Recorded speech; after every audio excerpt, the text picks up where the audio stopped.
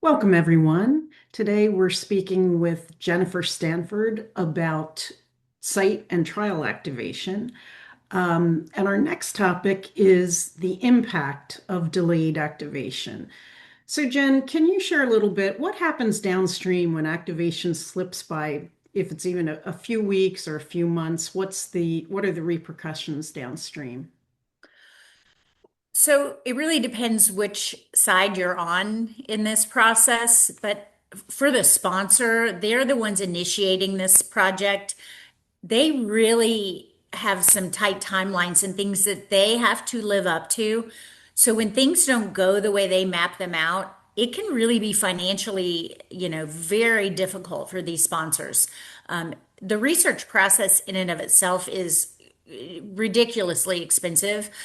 So when they set out their timelines for first site up and running or first patient in, if they don't meet those and they're delayed by a month or 2 months, that is a domino effect that affects everything down the line for them.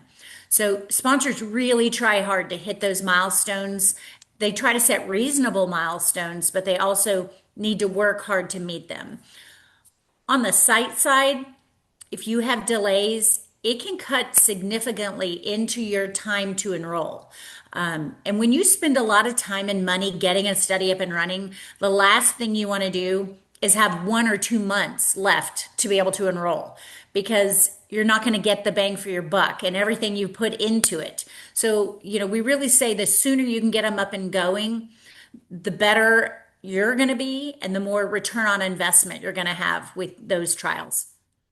Yeah, it makes sense. So you spoke a little bit about the impact on enrollment. Can you speak to like PI engagement and site morale and how those are impacted by the delays? Absolutely. The PIs get so excited about these new trials that are coming down the line. So they really want to get these things started quickly so they can bring them to the patients that they treat every day. So they don't really understand a lot of the behind the scenes work that has to go into getting a trial up and running. They just know that they want it started as soon as possible. So I think the longer it takes, the less satisfied the physicians are at an institution.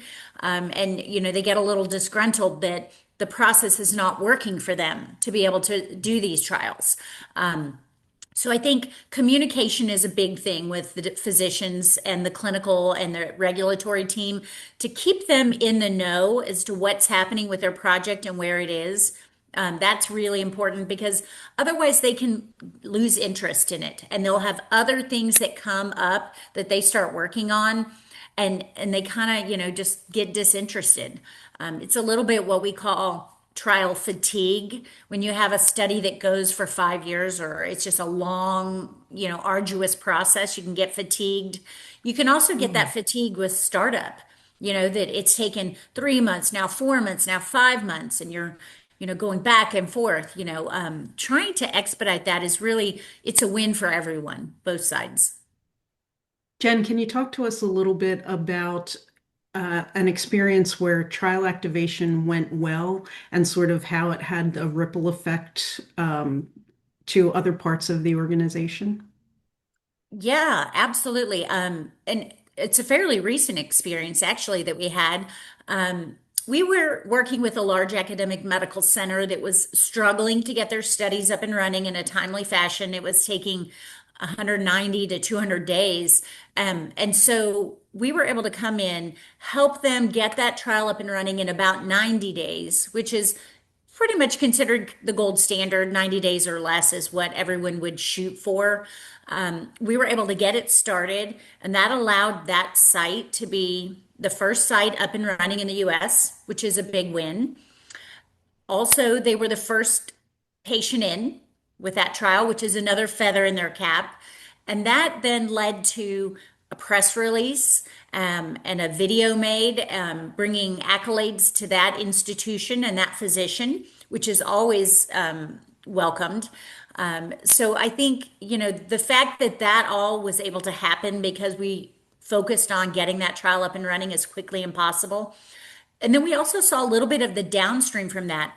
The momentum was going and everyone was excited about that study. So the PI was able to enroll 3 patients in a very short period of time, because they were thinking about the study. And so every time they were, in the clinic, they would find another patient, that looked like it would be a good candidate. So I think there's a lot of wins when you can get things going in a timely fashion. That's great. The alignment is really important there. That's It wonderful. is It's exciting too. It's what clinical so research exciting. is about, right? Right, right. Yeah. Thank you so much, Jen. Appreciate your perspective. You're welcome. Thank you for having me.